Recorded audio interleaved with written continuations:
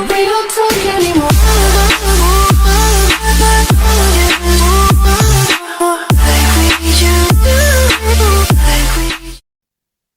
Assalamualaikum warahmatullahi wabarakatuh. Salam sejahtera untuk kita semua.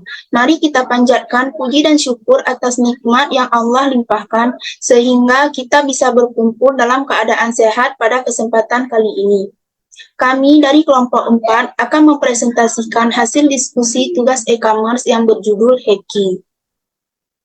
Saya akan memperkenalkan anggota kelompok kami. Yang pertama, saya sendiri bernama Katrunida, NIM 2001-840. Yang kedua, Riki Azizah dengan NIM 2001-847. Yang ketiga, Hilda Asya dengan NIM 2001-861. Yang keempat, Siti Aprilia dengan NIM 2001-876. Dan yang terakhir, Mardiah dengan NIM 2001-80166. Materi yang pertama yaitu definisi hacking. Hacking adalah tindakan yang melibatkan pengaksesan atau memanipulasi ilegal atau tidak sah terhadap sistem, jaringan, atau perangkat komputer dengan tujuan mengakses data, informasi, atau sumber daya yang seharusnya tidak dapat diakses. Baik, saya Siti Aprilia dengan NIM 2001-876. Di sini saya akan menjelaskan materi tentang tipe-tipe hacking serta metode hacking. Yang pertama yaitu tipe-tipe hacking. Terbagi menjadi 3. Yang pertama, hacking etis atau ethical hacking. Hacking ini dilakukan oleh para profesional keamanan komputer yang diizinkan untuk mengakses sistem dengan tujuan mengidentifikasi celah keamanan dan memberikan solusi untuk memperbaikinya. Biasanya dilakukan dalam lingkup legal dan dengan izin pemilik sistem tersebut. Yang kedua yaitu hacking malefied atau malicious hacking.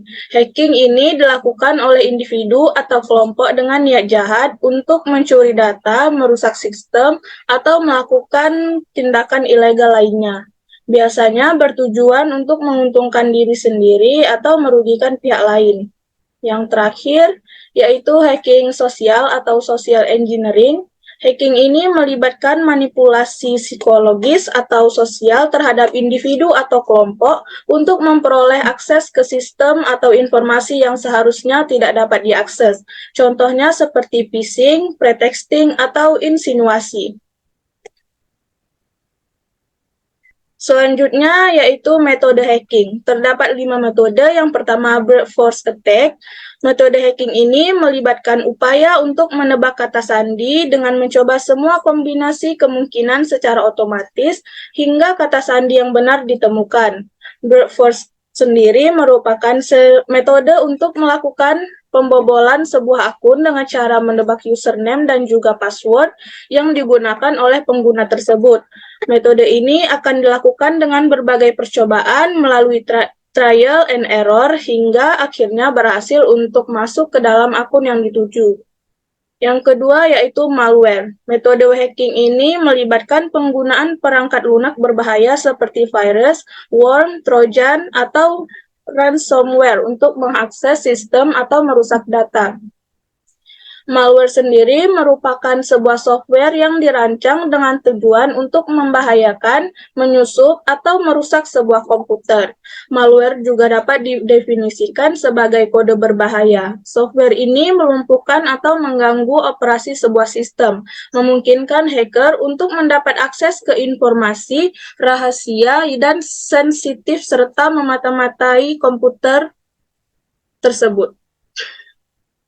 Yang ketiga yaitu social engineering, melibatkan manipulasi psikologis atau sosial terhadap individu atau kelompok untuk memperoleh akses ke sistem atau informasi yang seharusnya tidak dapat diakses. Yang keempat yaitu phishing. Phishing ini melibatkan pengiriman email palsu atau pesan lain yang mengaku sebagai entitas terpercaya untuk memperoleh informasi pribadi seperti kata sandi atau data kartu kredit. Yang terakhir yaitu exploits. Metode ini melibatkan penggunaan kerentanan keamanan yang ada dalam sistem atau perangkat lunak untuk mendapatkan akses yang tidak sah. Exploit ini merupakan perangkat lunak yang menyerang kerapuhan keamanan atau security vulnerability yang spesifik namun tidak bertujuan untuk melancarkan aksi yang tidak diinginkan.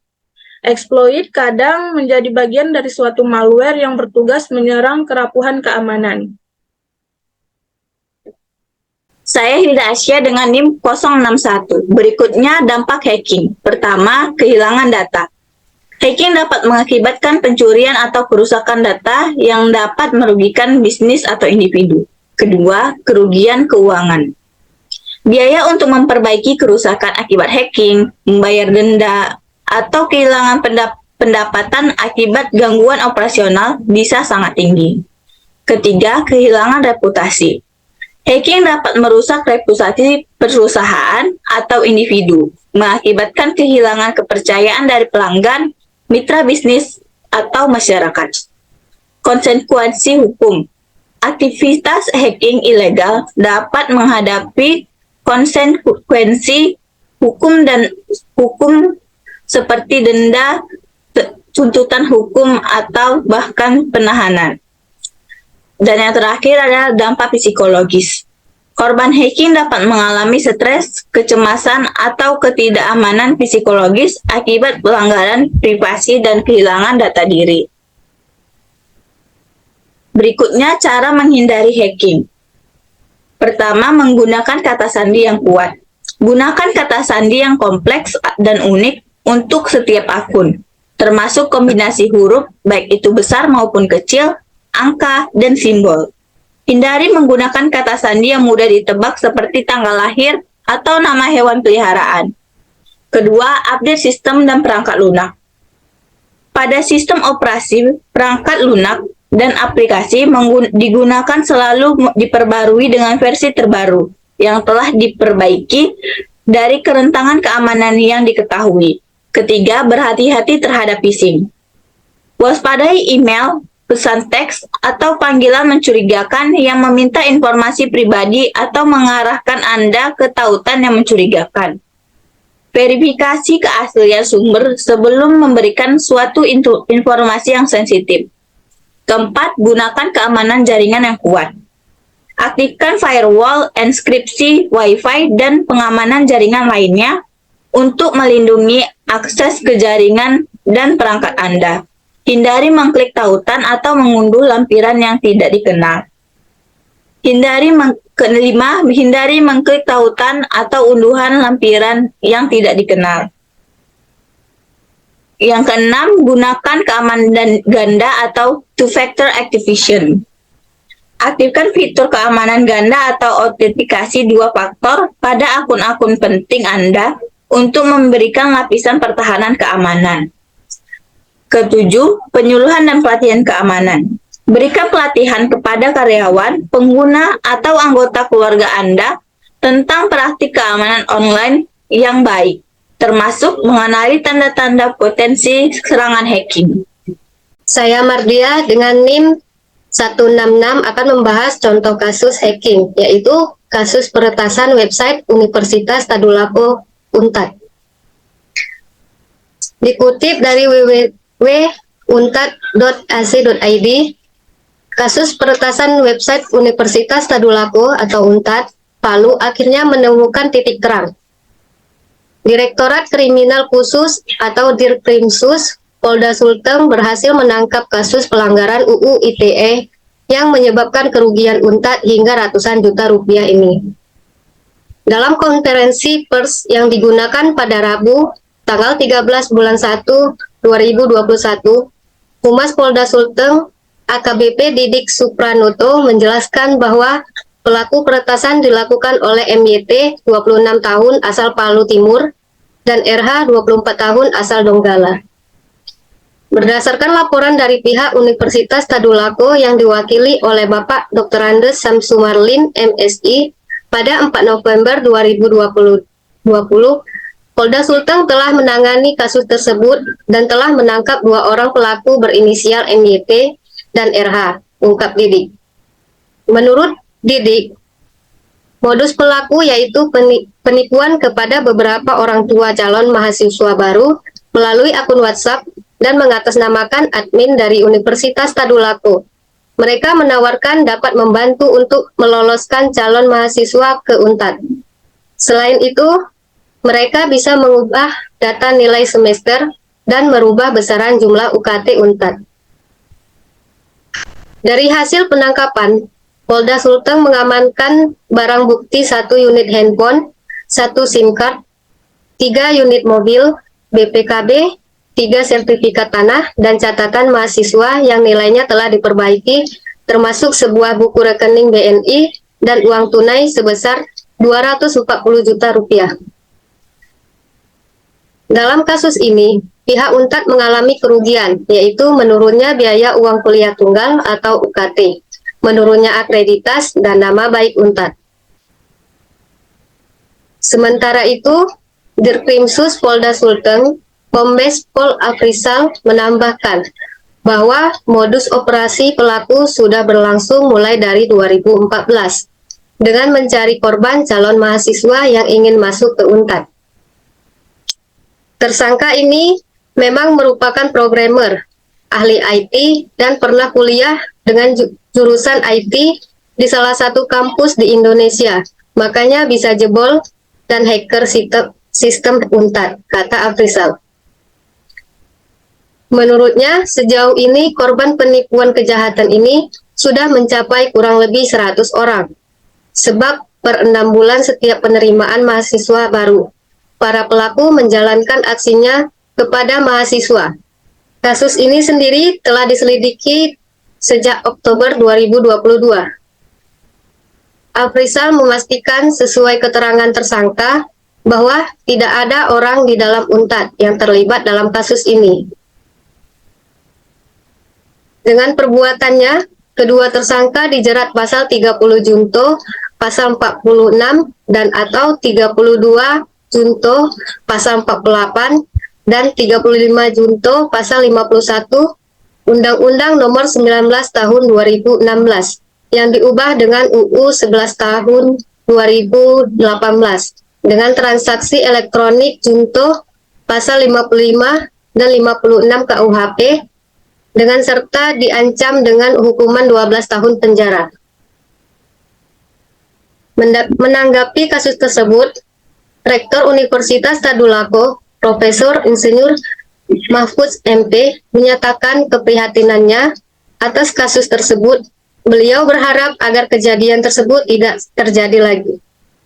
Saya harap agar Kepala BKKP yang baru saja dilantik pada hari ini terus melakukan pengawasan, koordinasi, dan komunikasi yang baik dengan jajarannya. Juga dengan pihak UPT PIK, kedepannya sistem IT di UNTAD harus lebih baik lagi, tegas Prof. Mahfudz. Demikian contoh kasus dari hacking. Saya Riki Ajijah, NIM 047 akan menjelaskan mengenai undang-undang tentang hacking. Yang pertama yaitu Undang-Undang ITE atau Informasi dan Transaksi Elektronik Nomor 11 Tahun 2008. Yang mana Undang-Undang ITE adalah peraturan perundang-undangan yang mengatur tentang tata cara penggunaan teknologi informasi dan elektronik di Indonesia. Berikut ini adalah isi dari Undang-Undang ITE Nomor 11 Tahun 2008. Yang pertama, pasal 1 ayat 1 menjelaskan bahwa Undang-Undang ITE ini bertujuan untuk menyelenggarakan kegiatan elektronik dan transaksi elektronik yang aman, dapat diandalkan, serta adil dan memberikan kepastian hukum.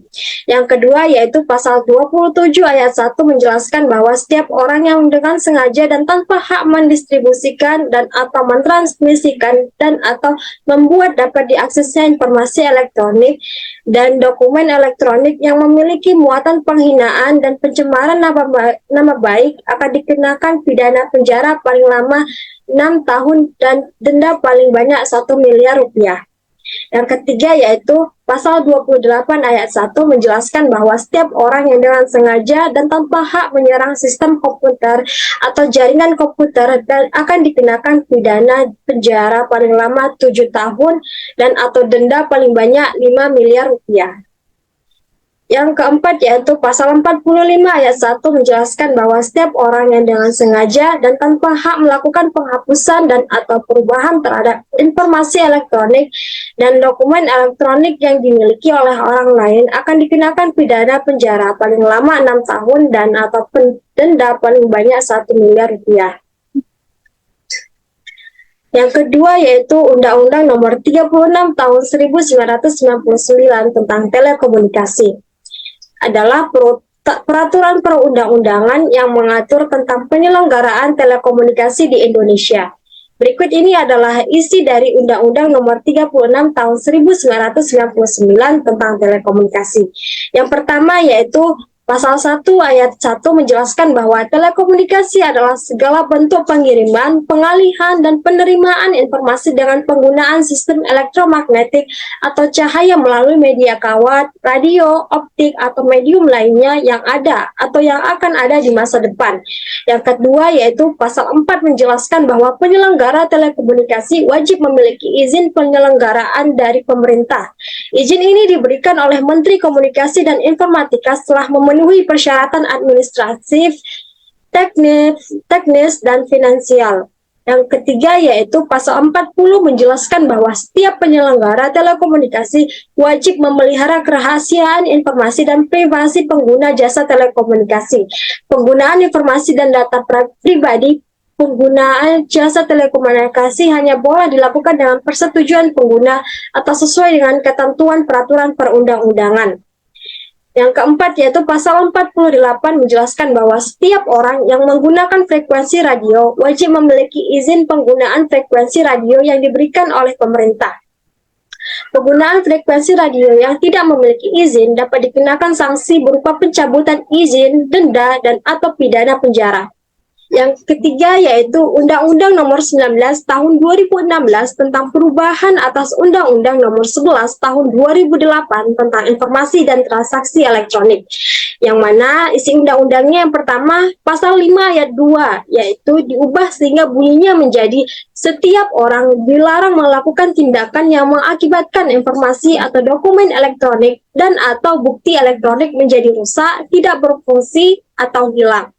Yang kedua yaitu Pasal 27 ayat 3 diubah sehingga menambahkan ancaman pidana penjara paling lama 4 tahun dan atau denda paling banyak 750 juta rupiah terhadap setiap orang yang sengaja menyebarluaskan informasi yang memiliki muatan penghinaan dan atau pencemaran nama baik melalui media elektronik. Yang ketiga yaitu Pasal 28 ayat 2 diubah sehingga menambahkan ancaman pidana penjara paling lama 9 tahun dan atau denda paling banyak 10 miliar rupiah terhadap setiap orang yang dengan sengaja dan tanpa hak mengakses atau mengendalikan sistem komputer atau jaringan komputer orang lain. Yang keempat yaitu Pasal 45A ditambahkan yang memberikan ketentuan mengenai pencegahan dan penanganan tidak pidana kejahatan di dunia maya. Dalam pasal ini dijelaskan bahwa setiap penyedia jasa aplikasi dan atau penyedia layanan transaksi elektronik wajib mengimplementasikan sistem pencegahan, deteksi, dan penanganan tindak pidana kejahatan di dunia maya. Adapun kesimpulan dari materi hacking yang pertama yaitu hacking adalah tindakan ilegal atau tidak sah yang dapat merugikan individu, perusahaan, atau masyarakat secara luas. Yang kedua yaitu tipe-tipe hacking meliputi hacking etis, hacking malafide, dan hacking sosial dengan metode seperti brute force attack, malware, social engineering, phishing, and exploits. Yang ketiga yaitu dampak hacking meliputi kehilangan data, kerugian keuangan, kerugian reputasi, konsekuensi hukum, dan dampak psikologis. Yang keempat yaitu melindungi diri dari hacking melibatkan langkah-langkah seperti menggunakan kata sandi kuat, memperbarui sistem dan perangkat lunak, waspada terhadap phishing, penggunaan keamanan jaringan yang kuat, menghindari mengklik tautan atau mengunduh lampiran yang tidak dikenal, menggunakan keamanan ganda, dan memberikan penyuluhan dan pelatihan keamanan. Dan yang terakhir yaitu penting untuk menjaga keamanan sistem, jaringan, dan perangkat komputer agar terlindungi dari serangan hacking dan menjaga data pribadi serta informasi yang sensitif tetap aman.